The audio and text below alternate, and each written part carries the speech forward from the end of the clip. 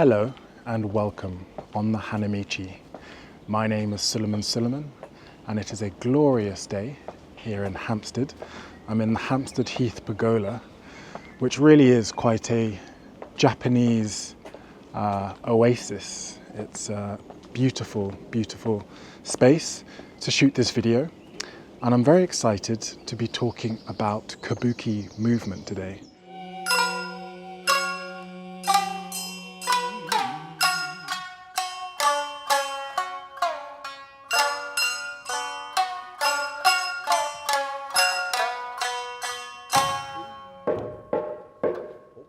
I think the sheer aesthetic beauty of Kabuki movement is what drew me to it in the first place. I've never seen live something more hypnotizingly beautiful than a Kabuki performer moving gracefully in rich layers of brocaded silk kimono. One way I like to describe Kabuki movement is by contrasting it with the art of ballet. It's quite funny because I'm currently performing in a ballet called Romeo and Juliet at the Royal Opera House, and the art of ballet is almost completely opposite to Kabuki.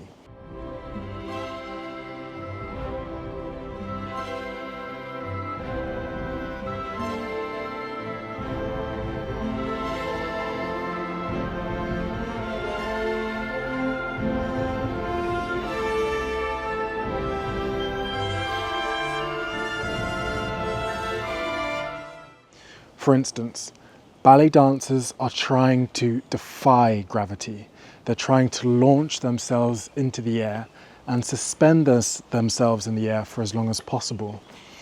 They are trying almost to defy the laws of physics, whereas Kabuki is so grounded. It's almost about connecting to the floor, connecting to the earth. It's not about trying to leap up and hold oneself in the air.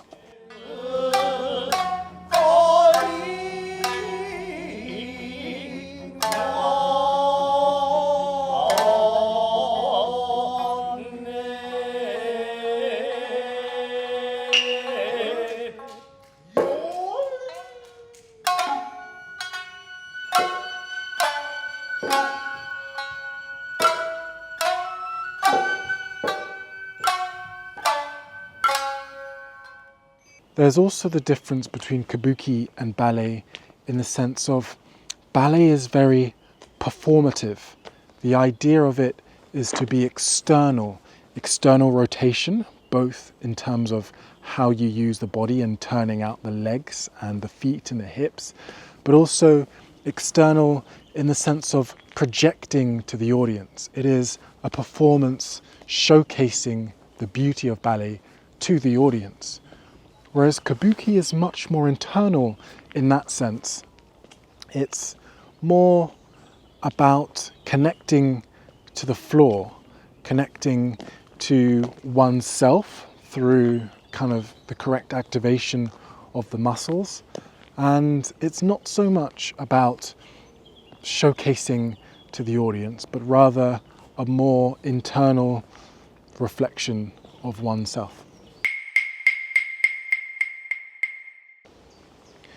Something that came up in my Kabuki lessons that was very unexpected, but probably the most memorable and transformative thing I got from my Kabuki lessons was this idea that in Kabuki, when you dance, you are playing the floor.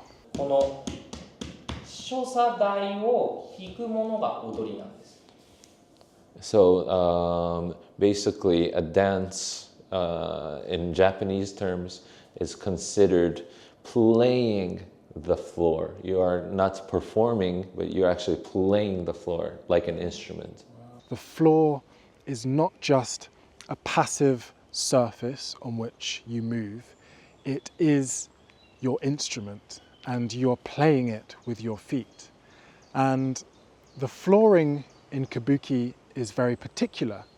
The flooring in Kabuki is called the shodai, and it is always made of a very particular type of wood called hinoki, which is a sacred wood that is also used for building monuments and objects that you would find around Shinto shrines, and no masks as well.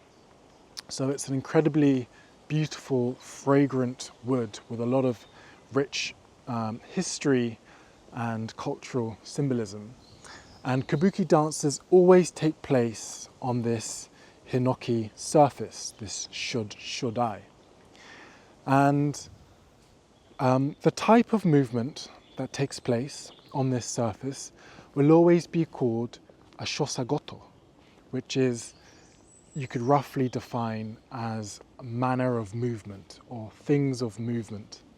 その舞台転換をもうよく見てると面白いです。